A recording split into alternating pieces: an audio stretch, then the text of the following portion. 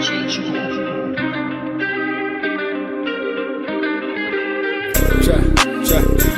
it down, chop it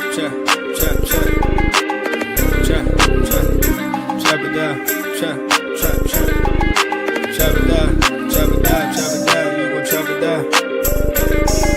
Chop it down, you gon' chop it down. Damn, set, watch him throw the ball, we gon' pick it off. You gon' let him hit the hole or you gon' cut it off. You gon' play through fourth and long or you gon' punt it off. Your defenders, heavy hitters, put your pads in. Don't be looking for the ref to throw no flags in.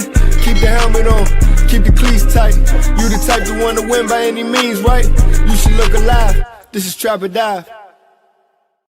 Yes, sir. Welcome back to another episode of Trap or Dive Podcast. I am your host of Trap or Dive Podcast, Molly Ball. Dre is in here. AJ, you know what AJ on, just being late. So he'll be here. He'll be in here eventually. What's up, everybody in the chat? See y'all watching live. If you're on the YouTube side, man, make sure you hit that like button. Make sure the subscribe button if you haven't done so, man. It's a good deal to get that subscriber count up. You know what I'm saying? JB, Benz, Monty, what's up?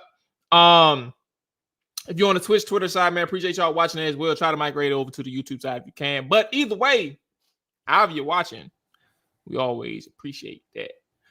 Audio side, man, hit the button. Rate and review if you can. Takes 10 seconds to do so, and it's free to show you support that way. One more thing, a film session. It's Thursday, but at the end of the day, you do what you got to do. Tap into the film session. It should be up immediately after this show is over.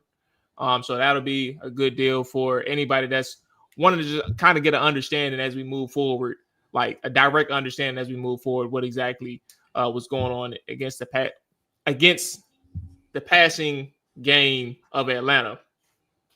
All right, there we go. We're good to go. Dre, what's up with you, player? How you feeling?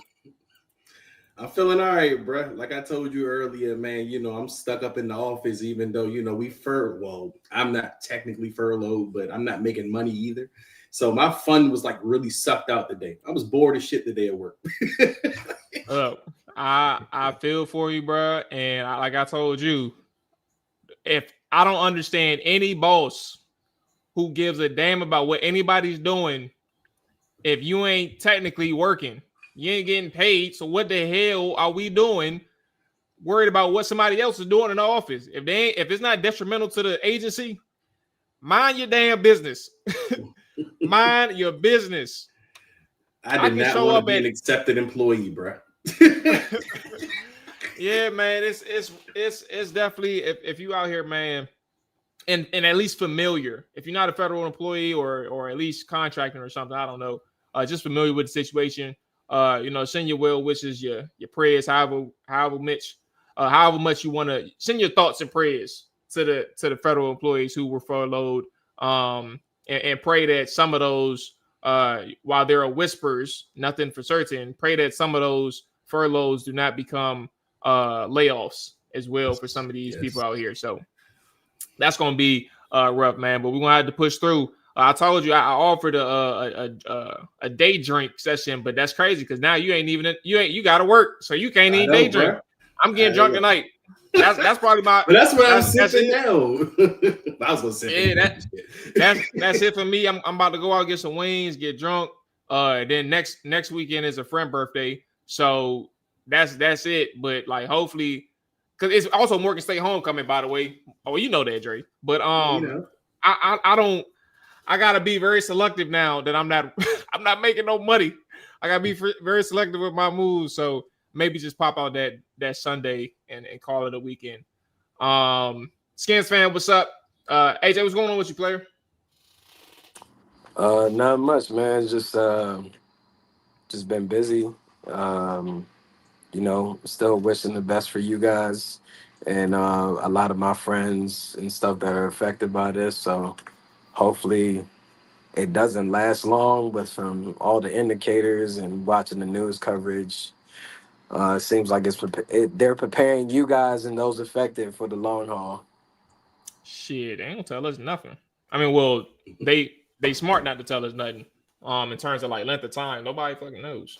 Yeah, I mean, because one of my homegirls, she's a police officer, so she's essential. So She Oh, worked. she fed.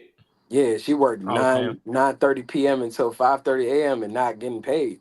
Yeah. So Yeah, that's crazy. yeah, she going through it emotionally. Like I had to, you know, have her calm down last night. Cause I mean, a lot of people rely on their checks, bro. Like Yeah. they not necessarily living check to check, but they still need that bread to do things and the goals that they have in mind and what they working towards. So yeah, it's a huge thing. So Yeah. And shame on the banks. One particularly that I bank with primarily with for my bills. That's offering furlough assistance at an interest rate with an interest attached to it. Predatory, bro. But Predatory. I can't be any further from like I'm so pissed off comparatively speaking to Navy Federal, who I can shout out that they give 0% interest rate if you need some furlough assistance. So they'll let you borrow some money and you just pay it back whenever you get paid. But this other bank charges 6%, knowing that you're gonna get the money back anyway. Like, why you just trying to skim off the top, bro? That's ridiculous. Anyway, let's get to the show. Charges up. Jayden Daniels back. As far as we know right now, Noah Brown and Terry McLaurin and obviously Sam Cosmi are the only three that's out right now that's been reported and official. They didn't make the trip to California. How are we feeling about this game as we get closer, 3 days away? Friday, Saturday, get my math right. How do we feel about this game? Like our initial thoughts. We had Kevin on Tuesday. He's very optimistic about the matchup. How do you all feel?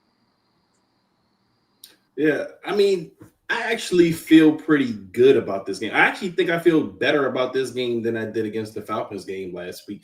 And I don't know, I think it's just the trickiness of the week to week league that the NFL is. Like, I mean, we just came off of what we think is a bad loss to the Falcons. I mean, that's not a bad team. They just had a bad week against the Panthers, in my opinion.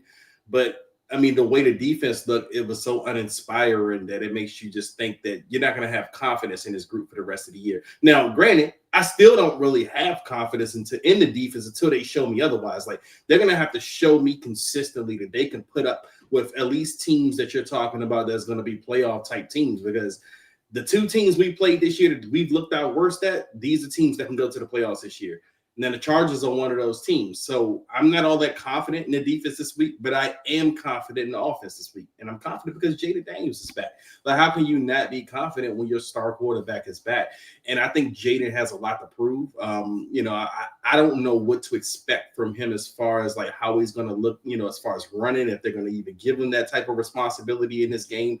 But I just think that he's just so good. He can dart you up from the pocket, whatever. But I think he has a lot to prove. I think Cliff is happy to have him back. Mariota held it down admirably, but at the same time, Mariota showed last week, why you miss a Jayden Daniels, and I think that Jayden's going to come back, showing what we missed. And not only does he have something to prove because of the injury, he didn't have the best start to the season. Although I thought the Giants game was pretty good, but that Packers game is the last taste he has. So that game was pretty bad. It was one of the worst games of Jayden's career. So I think he's going to come out, and I think the offense is going to respond to him. I think the energy that Jayden brings, that the team feeds off of that. So I feel good about the game going in. I just don't know about the defense, but I do think that we could score enough offensively to win this game with Jayden back. yeah, man, I think every game this season I'm gonna feel good if Jayden Daniels is the quarterback, right?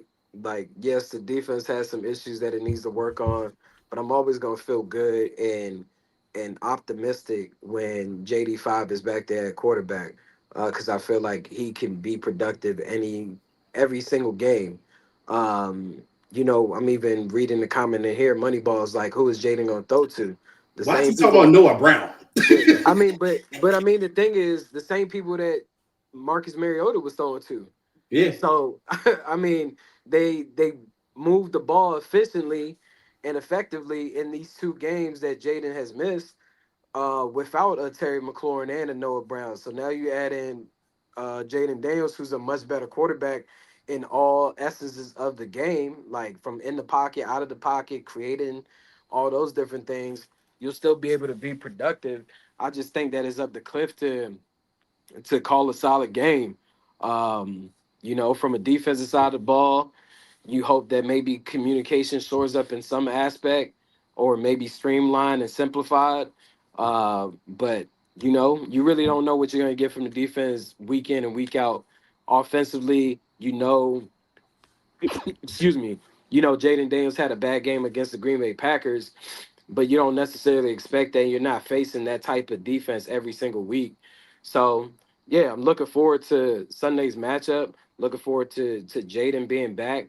I don't see any limitations in his game. I see him still playing his game no matter what. I know there was a mention of the knee brace. Even if he wears the knee brace on Sunday's game, I still expect him to be active within the run game, just being more protective as far as taking hits.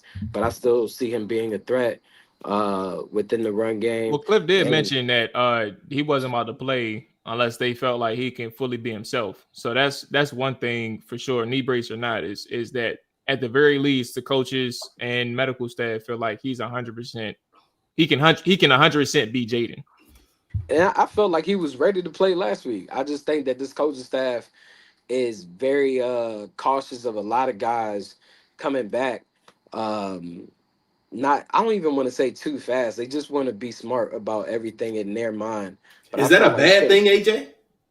Like, I don't think that's a bad thing. It all depends. Like, I mean, if we get to the end of the season and losing this game to Atlanta really matters, you know, now you sit back and reflect on that a little bit longer. Right now, you do have a lot of season left, but if it comes down to maybe you're one game away and Atlanta was that tiebreaker game, it could be a situation. Because even like take Cosme, I understand Cosme's coming back from a torn ACL, but they had him practicing full for the last 2 days.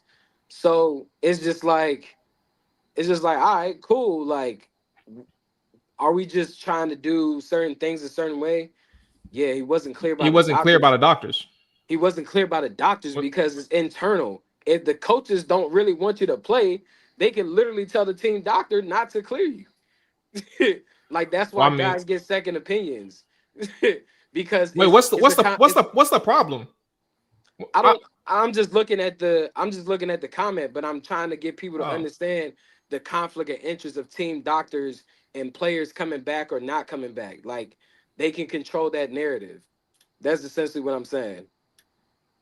But I think you have to be as cautious as possible, especially when you're talking about a Jayden Daniels. Like, I mean, now, sure, he probably could have played last week, but if they looked at him and said he's not quite there, I mean, if you're looking at him, you're saying that's an 80% Jayden Daniels. Do you want to throw an 80% Jayden Daniels out there? And I say that to say that what if he can't move that well? And I think sometimes, especially at the quarterback position and what you do as a Jayden Daniels type of player, you have to have confidence in everything you do on the football field. Because I think if you're not confident in your leg or you're not confident in your movements, that can lead to extra injuries. You know, so that's the thing. I think you have to, you know, kind of keep those things in mind, that they want to see that this is early in the season. I mean, that was week 4. This is week 5. You're not out of the running by any means. You're sitting at 500. So you bring Jayden Daniels back when you feel like he can comfortably do everything that Jayden Daniels can do on the football field. And I think that's what Cliff Kingsbury was talking about today. Well, I think there's one thing that's also important in this too. Now, granted, players are going to say what they need to say, but I think it's important. Well, I say it's important for me because, like, a lot of people thought that I was enough people, not a lot. Enough people thought that I was correlating Jayden's knee injury with his rib injury, while both are like potentially significant injuries depending on severity of the injury. I was highlighting the fact that this was a couple weeks ago, but like Jayden, he dealt with broken ribs and played through that injury and played through that pain. Like, he didn't care about missing time, and the coaches let him play.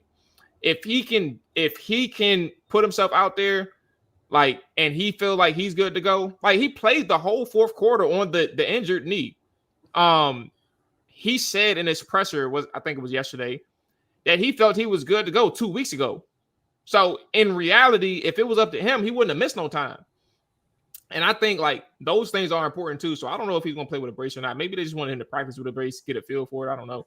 But At the end of the day, I think moving on from this injury thing, Jayden is a significant part of this offense, especially when you think about the defensive side of the football, knowing that you're going to have to find a way to, once again, big topic, create some turnovers. You're going to have to communicate better, much better. And I think it's important too. Like, I'm roaming around here, but I think it's important, like on the Jayden aspect, him coming back. But I think it's important too, like Joe Witt mentioned in his presser today, that there were some people playing hero ball. And I think that's a really big story, because if you think about some of these communication things, like you can see people actively communicating on tape. If you're watching the tape, you can see people actively communicating. But for some reason, it just gets lost in translation. So you're like, did he hear it? Like, or did he just like see it and not know what to do? And like Joe Witt helps you out. Says people playing hero ball. So I think from those elements of the defensive side of the football, you don't know if they'll get fixed in a week, right? You would hope so. And this also goes back to Dre's point. Like, this is where the coaching matters. But Jayden coming back at least gives you a chance to keep up in the event that we're talking about another game where you're going up against the Chargers offense, who is one of the top 8 teams in the league in explosive plays offensively, right? And a defense who are a top 8 team in explosive plays. They ain't giving up shit. You're going to need a Jayden to be that game breaker in certain instances where you can't create anything, and that defense is going to need you to keep that offense on the field. So despite the injury and whatever the last couple of weeks was, Jayden coming back is a really big deal with the question marks surrounding the team as a whole. And Moneyball almost got me dying laughing. Why did he say sit Luke McCaffrey for Robbie Chosen? I mean, Robbie just got signed to the practice squad. Luke ain't done nothing that bad at this point. I mean, you know what I'm saying? I actually think Luke is doing a little bit more with the opportunities he get. Like, honestly, little 2 catches is cute. But can you honestly say that with the opportunities that Luke McCaffrey gets, that he squandered any of them? Like, I mean, he doesn't get many of them, but he doesn't squander the opportunities that he gets too much, that at least that I see. So on its surface, I would say that no, he hasn't squandered opportunities, right? On the surface, I answer your question, yes or no. No, he hasn't squandered his opportunities. But and I feel bad for, I'm not first off, because I want to answer Moneyball. I don't care about Robbie Chosen. Like, I don't care about him. Like, he is not somebody that I'm like, oh, he's going to change the game. Like, I think his time is past him like 7 years ago. He hasn't even played in like 2 years, has he? I think he played last year. He was like off and on. It was confusing, or maybe 2 years. He was in Miami last year. He done had more name changes than games played in the last 2 years. Hey, bro. So I say, like, I think Luke, bro, it's good that he's finding ways to have an impact, right? The kick returns, and then obviously catching the touchdown. That's still big. Like, the way he caught the touchdown, navigating through like that second window, that's a big deal. That's still a good play. But in terms of like the one where you're saying like 5 catches, 50 yards, something like that, where he has like some volume to him in this game. I mean, I'm not like, that's kind of where I'm like, all right, well, congrats on your 2 catches and your touchdown. But like, hopefully it continues. But I'm not advocating for Luke. I get that. Nothing to advocate for. But it's hard to advocate for Robbie Chosen. That's my whole point. Yeah. Like, this dude hasn't played in 2 years. Well, I mean, he may have played in 1 or 2 games, maybe in a. Well, you know, Moneyball. You know, he like a zigzagger. But one thing's consistent. He can critique the hell out of Travis Dive. Yes, he can. That he can. But no, just to kind of finish up on your point. No, I mean, and they do have to fix some of those defensive issues. I'm actually getting, like, Joe Witt is a great talker. Like, don't get me wrong. Like, I can sit there and listen to a Joe Witt. I like where you're headed. I'm just saying, like, he's very articulate, and he knows what the issues are. But does he know how to fix the issues? That's my whole thing, because we've been hearing some of the same kind of tropes for the last 2 years now. Oh, they're not communicating. Oh, guys are getting greedy. Guys are playing with capes on. They're playing hero ball and all of that. Okay, how do you stop that? He even said something that was interesting to me today, in that he said that, we have to find effective methods or different methods to teach these guys or to reach these guys, which is what I've been kind of saying. When people are saying, well, how are you saying that he's not teaching these guys? I never said that he's not teaching these guys. I'm saying maybe he has to teach them in different ways that they can learn what he's trying to translate towards them, because something is getting lost. There's a disconnect. Whether anyone wants to admit that or not, there is some disconnect between what they're coaching throughout the week to what these guys are doing on Sundays, because we're not seeing it. Joe Witt is saying it. Joe Witt is saying they're not doing what we're coaching them to do. They're not doing what they're teaching them to do, what we are teaching them to do.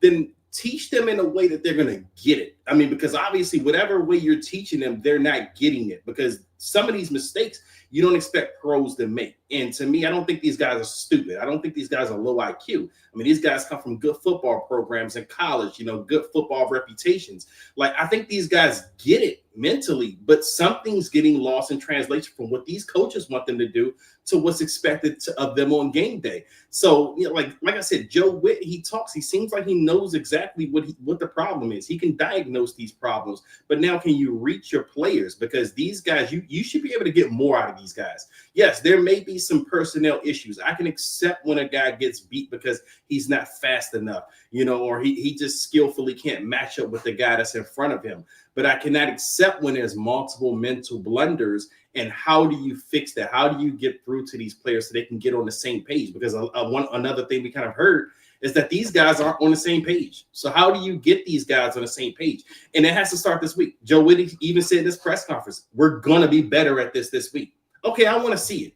I don't want to hear it no more. I don't even want to hear what you diagnose anymore. I want to see you fix these issues, because I do feel like they're fixable, just because I feel like these are mental things and these are teaching moments and these are teaching things. It's not all just personnel, and these guys suck and these guys can't do this or these guys can't do that, because no one told me that these guys couldn't do any of these things physically before the season. But you're telling me now after it looks bad. So no, fix it, and I want to see it get done. And I'll praise Joe Witt. I don't hate the guy. I'll sing his praises. But again, I can't do that until I see positive results, especially when you're talking about teams like the Chargers that we're playing this weekend, but potential playoff teams that we've kind of struggled against so far this season. So I do want to see those things get corrected. I mean, I feel like Joe Witt is prepared. Like, it just sucks if you watch the film, you call the right play for what the look is, and your guys not playing their role. They're not doing their responsibility. So it's just like, what more can you really do if it consistently happens? I think that just boils down to the back end just needing to spend more time with each other and trusting one another, and really knowing that, hey, this person's going to do their damn job. Like, I mean, he talked about the busted plays. He talked about different things, but I mean, those were the right calls. Guys just, I mean, basic plays like Trey Amos. You're playing quarters, bro. Like, you're playing. Like, why are you not trusting what is on the field and what's being called? Like, yeah, you still have some freedom, but it's just simple stuff, man. It's just even with like the safety plays, it's just hard. So, I mean, I get I get where a lot of people want to blame Joe Witt Jr. And that's because everyone, even if you do have access to all 22, you still may not be able to understand what you're watching. But I feel like he's doing the best that he can with what he has, and unfortunately, they just don't have the personality. I mean, not the personality. They just don't have the personnel to really match up with what they need done. Because, like I said on Tuesday, this defense is not supposed to be top five. This defense is supposed to put you in enough contention to be able to flip the field, creating turnovers. He even said in his presser, like, I'm used to turning over, like getting turnovers, and we're not doing that. Like, and he was like, turnovers. What he's it was something in relation like turnovers aren't luck or something like that, or it's like rushing the quarterback to get the ball out their hands and being in the right position when the time comes. And it's like, when guys aren't playing their damn role and there's busted coverages, you're not going to create turnovers because guys are wide open. They're butt naked. Like they're literally butt naked on a lot of these like third downs. They're butt ass naked. So you're not gonna flip the field. So I mean, we'll see how it looks on Sunday, but you know, that slot definitely got they definitely got a lot to handle with a Keenan Allen, and Mikey is struggling. But So see, I expect Keenan to go off on Sunday. AJ, wouldn't it be fair to say I want to see accountability this week? Like if From who, the somebody is coaches or the players? no from the coaches to the players. If guys are if someone goes out there and misses an assignment, or they go out there and do something that the coaches didn't tell them to do during the week, which you kind of put this prep work in throughout the week.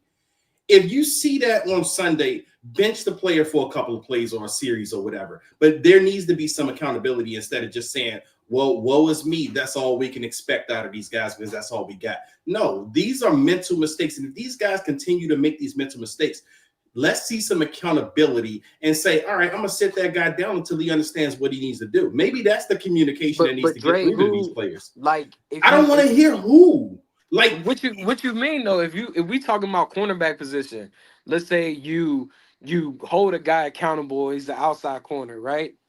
You want them to bring in Antonio Hamilton Sr. yes. You want them to bring in Noah I, or if it's a safe, if it's Quan Martin, you want them to bring in Robert McDaniel or Tyler Owens. If it's Marshawn Lattimore that keeps making mistakes and you can kind of count on him to continue making those mistakes, what's the worst you can do when you sub him out for a couple of plays? Somebody's gonna catch a football. It's the same thing they do on Marshawn Lattimore. Hey man, I hope you get your wish on Sunday. Somebody. I mean, I don't think it get any worse. That's my point. It could look so much worse. I don't think so. I mean, just think about last year, right? So many people complained about Benjamin St-Juste, and his replacement was Michael Davis. I mean, yeah. I mean, it looked worse, right? But Mike Davis actually had the spot before Ben St-Juste. I'm just saying, like, St-Juste. I think that's something that the coaches also are battling with, like, because they don't make the personnel decisions. It's like, damn, like, yeah, maybe the person's still catching the ball, but even like Dan Quinn and Joe Witt Jr., for example, a lot of people have been emphasizing on Marshawn Lattimore. They don't feel like he's playing as bad as what the public. And I just threw his name out there. He's I'm just giving an example. What did you say, bro? I said Joe Witt Jr. and Dan Quinn don't feel that Marshawn Lattimore is playing as bad as the public seems to be criticizing his games in and out. Like, did you compare that situation to Ben? That's what I thought I heard. No, what I compared was like saying, like what Dre was saying was like accountability, like benching somebody if they're not doing what they're supposed to for a couple snaps or for the rest of the game. And what I'm saying is, like, the example was Ben last year got benched at some point for Michael Davis. Like, it can get worse. Yeah, I don't think. See, like I think, and I feel like I've been consistent. So, but I guess like my thing is, Marshawn's biggest problem is his not turnovers. I'm sorry. His aggressiveness coming back to bite him in his ass, but also just the fact that he commits too many penalties. Like, he gets beat in instances where, like, you don't expect someone of his pedigree to get beat on simple things. Like, he gets out leveraged. And you would hope somebody like him plays a little bit better in certain situations. And then on top of that, like, he's too handsy. Now, granted, some people would know, like, he's an aggressive corner, and like aggressive corners, you're going to have the risk of too many penalties. But like, I think with Marshawn, that's one thing, but like, there's still 60, 70 reps defensively. So sure, like, I think there's some moments where there's plenty of moments where he looks good. But when you give up the big plays, and like, you were the prize bull, like, you don't deserve any slack if you are the ones that's giving up big plays and you are the one that's committing drive extending penalties. I expect anybody to give him a break in that instance. Okay, let me do the ad break and let's get to the actual Chargers offensively, defensively, predictions, etc., things of that nature. All right, let me tell y'all about them good people over there at Underdog Fantasy. Football season is in full swing, and Underdog is the best place to get in on all the action. Playing on Underdog is easy. Just pick whether your players will go higher or lower, such as rushing yards, receptions, touchdowns, and more. We're going to do one live, right? Because they didn't have any games. Like I said on Tuesday's show, they didn't have much of any games available when we went on those picks. So I'm going to do a quick Commanders and Washington. Commanders and Chargers play, right? We're going to do touchdowns. And we're going to go Deebo Samuel. Well, he's actually a little dinged up right now. But I mean, he's going to play. I know he's going to play. So I'm going to go Chris Rodriguez. Scratch Deebo Samuel. I'm going to go Chris Rodriguez for a touchdown. Right? I'm going to go Zach Ertz for a touchdown. All right? High on his. We're going to go Keenan Allen for a touchdown. High on his. Now we're going to go Justin Herbert. Higher on his touchdowns. So we have Justin Herbert, Chris Rodriguez, Zach Ertz, Keenan Allen. Those are your four. Higher on their touchdown play. Boy, I like that. I love it. Cooking. I'm cooking. Download the app today. Sign up with promo code TRAPORDIVE to score $100 in bonus funds or entries when you play your first $5. That is promo code TRAPORDIVE. Underdog.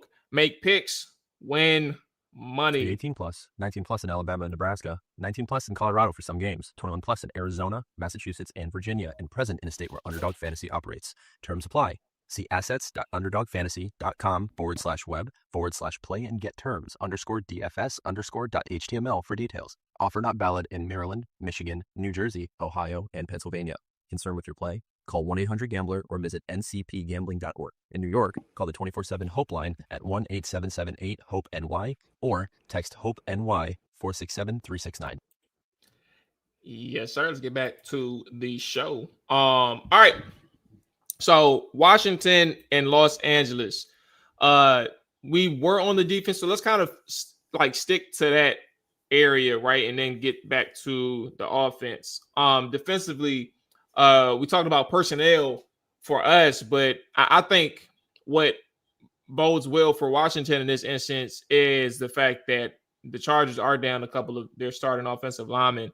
The last couple of weeks have been interesting for LA, but generally speaking, throughout the season, their pressure numbers may have been impacted directly off of the last 2 weeks, but they're allowing the seventh highest in pressure percentage, right? 38%. And like, I think for Washington, a team who hasn't been able to get home, like, I talked about it, how I felt about the Raiders. Like, you could have had like 10 sacks against the Raiders. 5 is a good number, but if you look about the amount of times that they got there, it's just it's a culmination of like their inability to really consistently get home, and that just kind of showed itself against Atlanta. Though Atlanta was getting the ball out quick too. Still no pressure, right? Barely any pressure. I think this is a big opportunity for Washington. If you want to slow down Keenan Allen's effectiveness, if you want to prevent the big play from Quinston Johnson, I always get his name wrong because it's spelled weird. I think, and obviously you can't forget Ladd, right? Ladd McConkey. Like, these are guys who can change the game, flip the field. All three of them can. And surprisingly, Johnson, given the start to the season that he's had so far. But like, all three of these guys can flip the field in a snap of a finger for LA. I think getting home and creating pressure for Washington, and I think that's going to be like the number one thing. I'm talking about like Frankie Louvu, who's been flashing as of late, has to put it together, get himself some sacks, some more sacks. Frankie Louvu, Bobby Wagner as a blitzer, he's been showing up too. That second level is going to be a good opportunity for these guys. But then obviously we know about just Washington being able to get home with those four up front. They need to find a way. But I think that's kind of like the biggest thing for Washington going up against these guys. And it's not the secondary, it's that pass rush, being able to take advantage of a weak unit. Yeah, it's kind of like what you went against the Raiders game where they looked good and they got home against Geno Smith.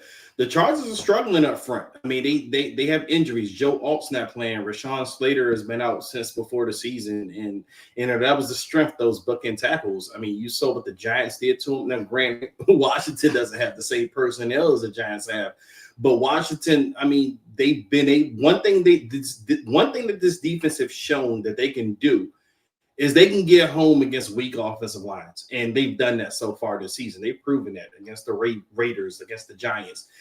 They haven't proven that they can beat a solid offensive line yet. So I do think that this is a game. This is probably why I feel a little bit good about this game, because I do feel like that's one area where Washington can kind of succeed and get a couple of, at least stops and, not let the Chargers drive down the field and, have those long drives like they did and convert those third downs. I think Washington could be successful on third down defense against the Chargers because of that offensive line. But you still have to worry about the talent that they do have on offense. I mean, yes, I do think they can win on offensive line, but as you mentioned, Mual, I mean, they got Quentin Johnston, Keenan Allen, Ladd McConkey.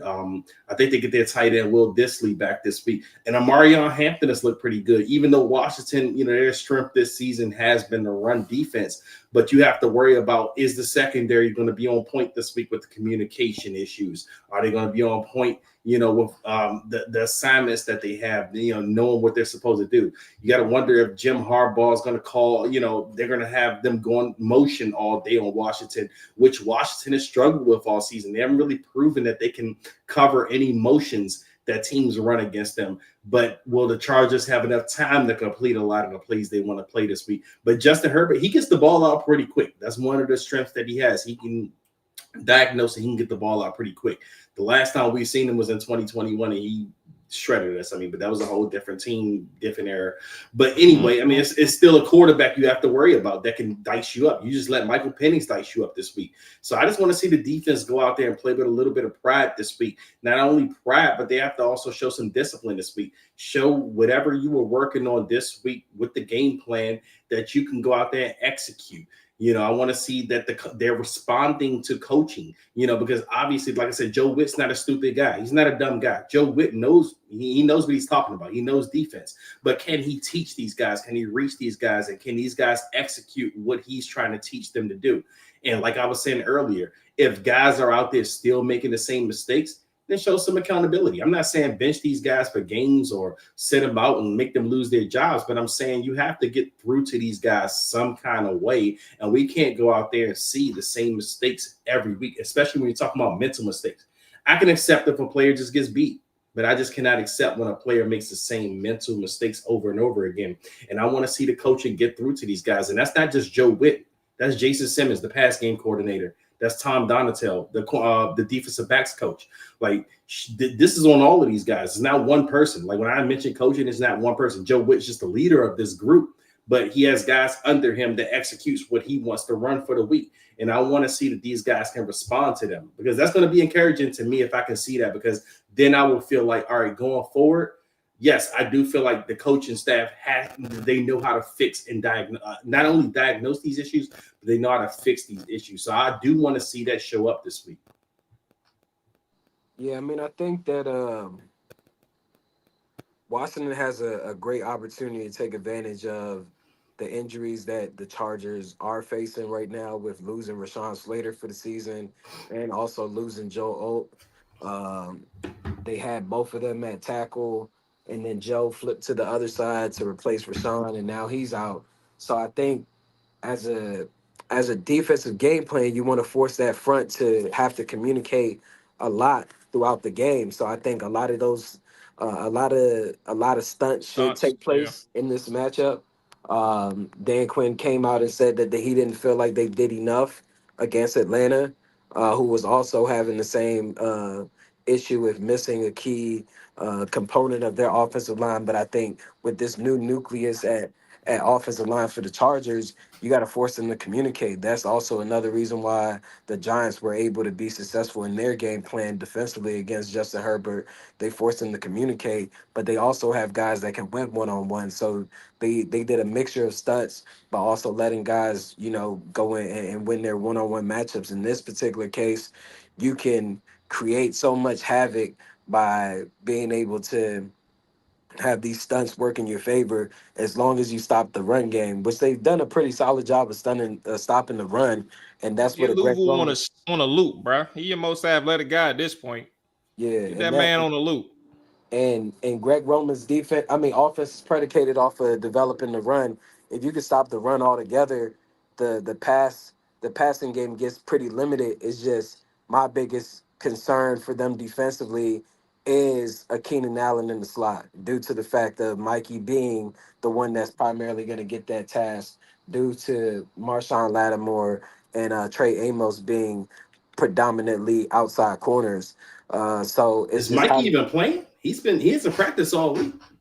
Yeah, so he's a DNP. 2 days in a And row. there's no status for him just yet, game status, but he has one more practice tomorrow, so I guess they'll figure. Oh, well, they hit the road, but yeah. Yeah, and they traveled to LA today. So Okay. I think they're looking for this trip to even be one of their kind of looks like when they went to Arizona last year, to build a camaraderie and stuff like that. Because Right. most situations teams would leave on Friday, going out west, and not Thursday. But I think that's what they're looking forward to, and getting those guys acclimated to being on the West Coast time. And I think you'll see Mikey practice tomorrow, and I don't anticipate him missing the game. But even if he does, and Noah has to fill that role, it's still a major concern because Keenan Allen has looked like Keenan Allen.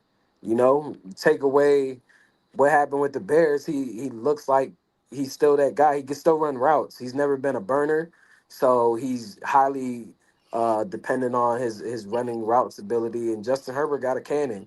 You feel me? So if you do bust some coverages communication wise, he's definitely going to take those shots.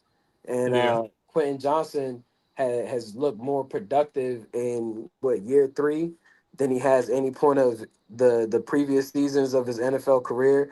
That's a big body guy. He talking about 6'3", 6'4". So that's a matchup that Trey Amos, Marshawn Lattimore will get. Now with Ladd, solid overall wide receiver. So the main thing is just stopping the run, because Greg Roman doesn't necessarily want to pass primarily. He wants to develop that run and play off of that.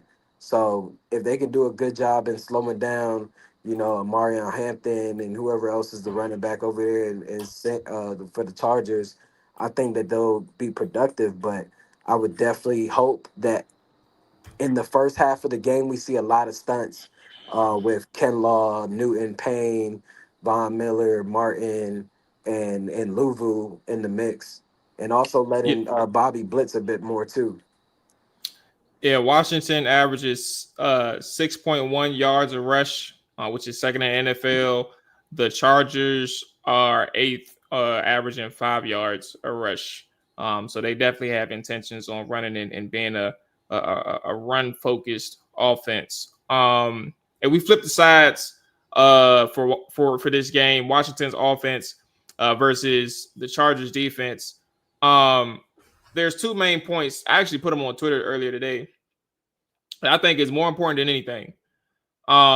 Washington is eighth worst in the NFL in penalties offensively. Like they commit a lot of penalties on the offense side of the ball. And I think compared to last year, they did have penalties last year, but most of them came in the red zone. Like they could not they could not get their shit together in the red zone offensively last year, and it hurt them in some instances. While still effective, they were still putting up points. Most of them came outside of the red zone, I think. But anyway, like last year, like the red zone penalties hurt them. This year, they had penalties all throughout the draft.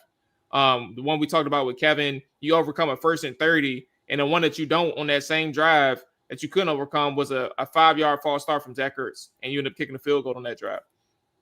The second thing that's going to hurt these guys if they like that you cannot afford to have is third downs. 33%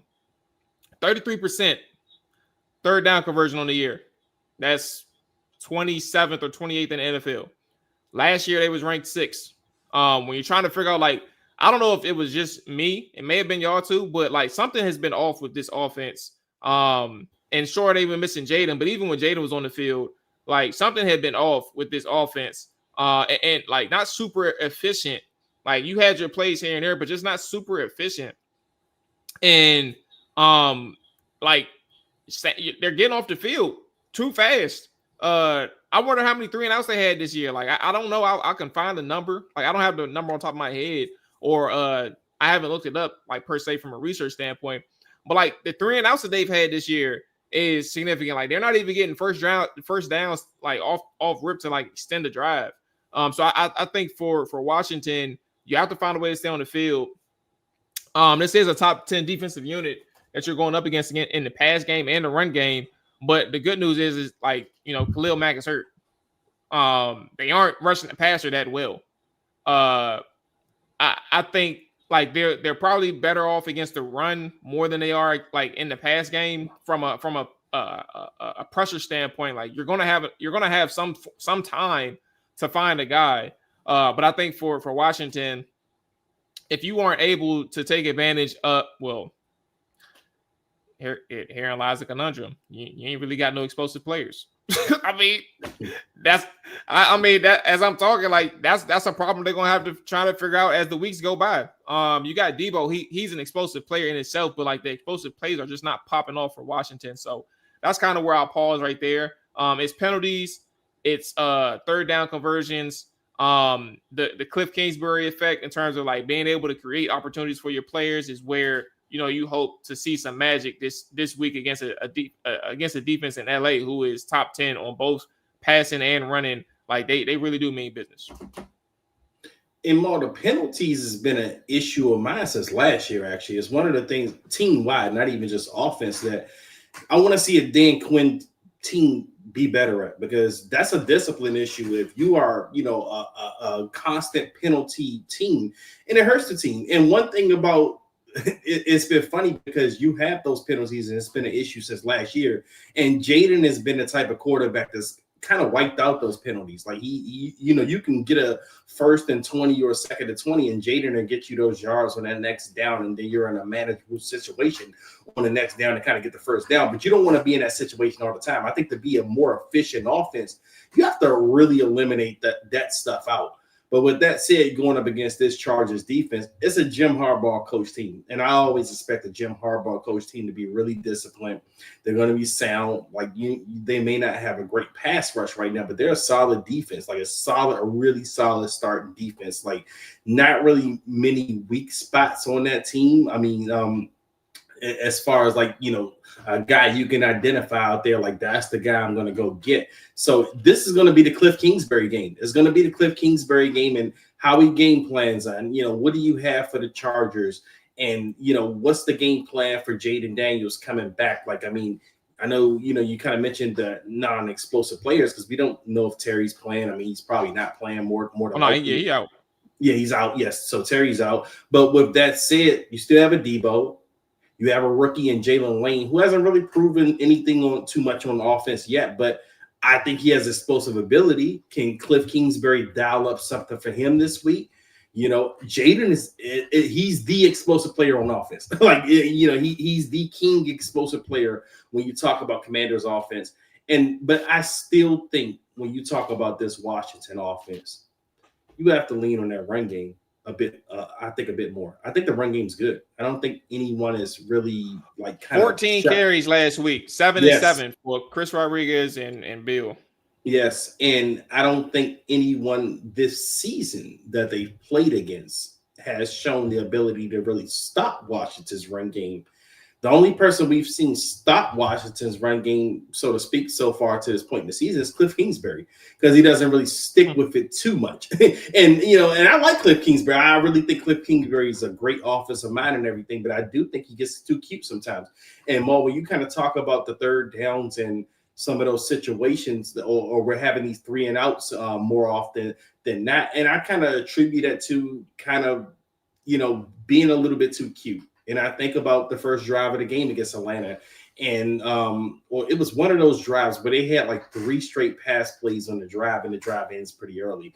And I'm like, why are we not kind of establishing a run? Like, I think we've shown that we're pretty good at the run this season, but even with the running back by committee, this is what's good for this team right now. And I also not only think that this is what's good for this team right now with the personnel, I think it helps the offensive line, because you're still kind of trying to find that balance with the offensive line. When I say that balance, you want to get those guys to gel, like especially with the Josh Connolly, and you've been having these kind of changes. Chris Paul's the new left guard. You've put Andrew Wiley at right guard. I think Cosby's probably still about a week away. And even Josh Connolly. Josh Connolly, I think the best way to get a young offensive lineman going is to get him some confidence in the run game, but then he's going to start picking up things in the pass game. So I want to see Cliff, and I said this last week, I want to see Cliff kind of lean on the run game a little bit more, because I think that's right now at this point in this season, this is this team's best identity. This, like your identity right now is that you can run the football, and when you prove that you can run the football, everything else opens up on the field. So if it's one of my little criticisms of Cliff Kingsbury is that I think he needs to kind of lean on that a little bit more. And, it's fine. I don't mind the cute plays, where you get the jet sweeps and you want to do some of those little bubble screens and, some of those reverses or whatever. But I still think some of your best action is when you go power football, you bully teams. You did that in the Raiders game. That Raiders game, we didn't see a pass, I don't think, for that whole first drive that Mariota had. You just went power football. You bullied the Raiders. And you set the tone for that game. I want to see that this week at least, because I don't want to see Jayden going out there have to play hero ball first drive. I want Jayden to feel comfortable first drive, and I want to know that we can kind of bully these guys first drive. And then if Jayden has to go out there and play hero ball because the running game's not working, that's fine, but at least try to run a game. I don't want to see first drive of the game we're going three straight passes, 3 and out. That will upset everyone, not just me, but everyone's going to be talking about why didn't we run the ball. Like, everyone's already kind of talking about Bill, but you don't have to just talk about Bill. Chris Rodriguez is running the ball pretty damn well every time he touches the ball. So you got running backs that have shown they're capable. Let's kind of lean in on that a little bit more. That's one of my things that I want to see Cliff kind of hone in on that this week. AJ, you got thoughts on offense?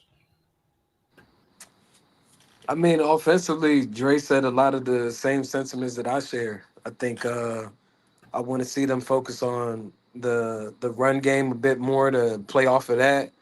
I would like to see Debo involved in some more screen passes. I don't think we've seen a lot of that in comparison to last year. Want to also see Jalen Lane get the opportunity to get those type of touches, or even some jet sweeps. But I think a lot of a lot of Cliff's offense is predicated off gaining positive yards. Whenever he's been in a situation of being productive and having good yardage on downs, he gets to tap into his playbook a bit more, and you see that he gets a flow. But once he gets disturbed, it kind of throws off everything for him. So I just want to see him be able to be productive and connect these play calls, because I feel like a lot of what he does is connected based off what teams have seen previous weeks and even within game. I just want him to get into his bag. Like, that's truly what I want him to do. And I think coming out the gate in your first 15 script, you gotta show that you're emphasizing the run game. I mean, last week you started the game with a jet sweep to Debo Samuel, and then the next 2 downs were passes, and it was 3 and out. You know, so it's just like, maybe not hit the jet sweep straight out the gate. You feel me? But get into letting Rodriguez get some touches, and maybe he's having a hard time balancing these touches for the Rodriguezes, the McNichols, the Bills of the world. That's why we don't see it as much.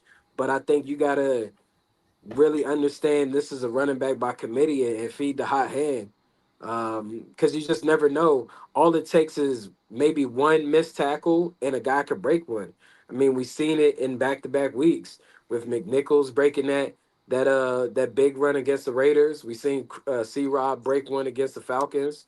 So yeah, it's just like you got to be committed to the fact that this is now a committee. You don't have an RB1, but you just got to put them in great opportunities. And maybe, John Bates, coming back will be a major help instead of having to utilize Trent Scott. Because pretty much when you bring him in the game, you're already signaling to the defense that this is a run play because he damn sure ain't about to run no routes. All right, let's get out of here with our predictions. Oh shoot, our predictions for the game. And MVPs. I'll go first. I don't think I went first this year yet. So this game is gonna be a little tough. I do share the sentiment that Kevin Sheehan is saying, like they do have a good chance of winning this week. But I also feel like the way that this defense is playing, I find it hard for them to completely flip the switch or turn the tables after 1 week. Like it may take time. It may take multiple weeks to get it done. And that's my hesitancy in terms of them winning. Jayden coming back is a good deal. And I think this is my first time. Lord, this is going to be crazy. My first time actually predicting a loss with Jayden as a starter or even with Washington, period, in like a long time. I don't remember the last time I said we were going to lose a game. But unfortunately, I do say it today. I think Washington does fall to the Chargers. I think the score is like 27-24, 27-21. The Chargers win. And I think the MVP is going to go to that boy, Justin Herbert. I ain't going to do offensive and defensive for a losing game, but I think Justin Herbert going to have himself a day against Washington. I'm talking about running and passing, by the way, not just through the air. So, Mual, if your prediction is correct, what's the feeling going forward? Is it panic mode? Do we fire somebody? What's going on? Because that's a big thing. If what you say is correct and Justin Herbert has a big day, that means the defense is probably bad again. Like, where are we at? Yeah, I think. Well, I mean, first off, we already in panic, like on like social media wise, like people are already in panic mode. So if it happens again this week, like the blame or that hot seat is going to get more on Coach Witt and Dan Quinn to do something. If not, Witt being looked at as a person who can't do his job. Like that's what's going to get louder. Like they either need to make changes with the players and the personnel, or they need to make changes at the top. If like that's what the sentiments are going to be after this game if it does play out the way that it plays out, in my opinion. What I think is going to play out. All right. I guess I'll go next. I got us winning this game. Like I said, I have an eerily good feeling about this game, and that this is Washington's pissed off game. In the same token that I felt like, and I told a lot of people personally when I ran into people, on the street, at work, whatever. I told people I was worried about the Falcons game. I said, because I don't like facing desperate teams, and the Falcons came off as a desperate team. But as a fan of me, I wanted to win, and I thought we were going to win. But this week, it's actually a different feeling. I felt like we should be the desperate team this week. Even though the Chargers lost this week, I don't feel like they should be as hungry as Washington should be this week. And, normally going on the road, you think of hostile environments. I don't think LA is the most hostile environment to play in. I think LA Chargers don't have a great home field advantage over there. There's going to be a lot of Washington Commanders fans out there. And I think Jayden's going to be hungry. This is Jayden's homecoming, by the way. I mean, Bobby Wagner, a homecoming. I wish Austin Eckler was healthy because this would be a homecoming for him in two different ways. Well, one different way at least. But with that said, I do have Washington winning this game. And I don't think it's going to be a high-scoring game. I think Washington does end up ultimately prevailing. And I'm going to say Washington wins 24-20 this week. And my MVP is going to be my dude, Jayden, man. I think he's going to show what people has been missing. I think he's going to show this week that he's still that dude. For the people out there questioning the sophomore slump people, that I hate to mention him, but the Caleb Williams fan club that's been preying on his downfall just so their QB can look a little bit better. I think Jayden's going to go out here and show some things, and I think he's going to will this team to victory. So I got Washington 24-20, Jayden Daniels MVP. I'm going back to Cali. That's what's in Jayden Daniels beats headphone right now as they head back to Cali. First time, getting to play back at the crib. I think he puts on the damn show against the Chargers. I don't see Washington losing this game. I think that Washington can do a better job in stopping the run in comparison to what the Giants did last week. Marion Hampton pretty much almost, he had over 150 all-purpose yards. He had 128 rushing, and then like 37 or something like that in the air. I think they can do a better job of slowing him down. Like I said, this Greg Roman offense is predicated on having the run game develop. But even with that being said, Justin Herbert only threw for like 200 yards. The Chargers defense was pretty productive against Jackson Dart last week. One of the Chargers players, Tulu Tapapalulu. It's a weird name, but he's a damn good player. he had 4 sacks last week. Yeah. On his own. So I just think that Washington can threat this defense in so many different ways. With not having any real threat on the front four. I mean, you still got that guy in Derwin James back there that can roam and play some rover and be in the box and be heavily involved in spying on Jayden and, stopping Ertz in some capacities. A very great pass coverage safety. So with, Ertz being his safety blanket, that's something that you got to pay attention to. But I think Jayden goes out there, he balls out in his return. I think that I'm going to keep saying it. He's been ready to play. He didn't want to miss any games. And like I said, he's back home at the crib, man. That's a huge deal for a Cali kid to go back home. So crowd is going to be filled with family and friends. So I anticipate him showing off and having a big-time game. So he'll be my MVP, and I'm going to predict that it will be 31-20. 31-20 will be. You think about the Chargers to 20 points? Yeah, I mean, I think that Joe Witt Jr. is going to be a bit more aggressive in the stunts. Will help them, and I see this team being well-rounded as far as stopping the run. Now, if they couldn't stop the run like last year, it might be a different prediction where I might have went with what you call Mual, but I think that they haven't shown that they can't stop the run yet. Well, I wouldn't expect. You don't have to think that we lose. But I'm saying like 20 points that's being very. I said the same thing, and I'm not a fan of the defense right now. But I think that Washington can kind of control this game with the run game. I think if you kind of control time of possession, which you didn't do last week, and I think that's probably your best defense right now is keeping the other team's offense off the field. And I think they can do that. The Falcons had a 2-play 80-yard drive that ended in a touchdown last week. I don't mean to be pessimistic. I'm just like I need to believe it. Because we can win a game. We can win a 31-28 game. I'm not saying that we like giving up more than 20 is a doom for a loss. I think we're going to lose, but I'm not saying like that we can give up. I mean, we can't give up more than 20 and win. Like I think that's possible. Let me just say, Moneyball doesn't listen to anything I say. I actually predicted him to win 20, and now he's sitting up there saying if they hold him to 20, Dre gonna say it's luck. I think Moneyball got a crush on you. I think Moneyball needs to challenge me on Twitter. That way we can really talk. We can get into it then. You know what I'm saying? Like, come on, Moneyball. What's your Twitter handle, bro? Let's you know what I'm saying? Tweet me. I love Dre 123. I got a crush on you. I love me some you. Y'all stupid. I gotta get up out of here, Brad. But the fellas be back on Sunday for the post Thursday night football, baby. Man, where the hell you gotta go?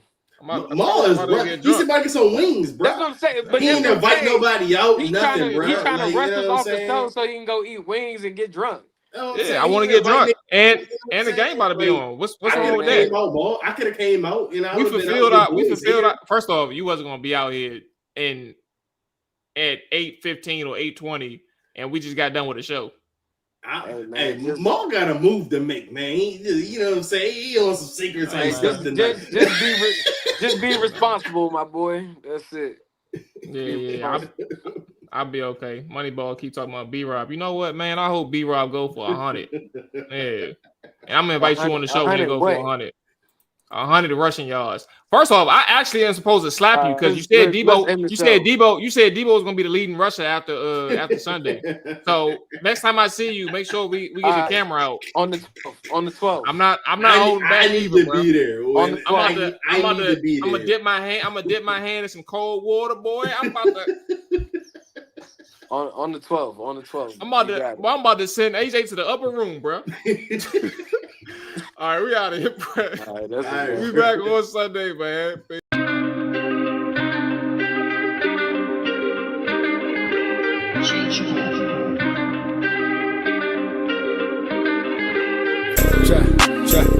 Chop it down. Chop it down.